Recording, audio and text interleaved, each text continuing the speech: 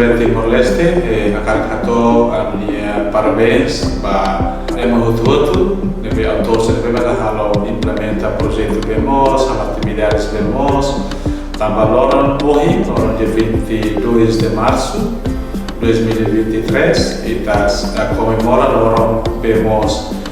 O governo Timor-Leste implementa BEMOS e quase Dinambara Pelada, onde implementa B e a área rural. Nebe fornecimento B e Irané, vai dar benefício diários para a comunidade. Espero que o conhecimento do governo Timor-Leste vai na parte contribuir para o programa governo linha, nós pelo serviço muito com parceiro todo. Agradecemos para parceiro todo pelo suporte a ONU, para o programa BEMOS e a Timor-Leste através do governo Timor-Leste.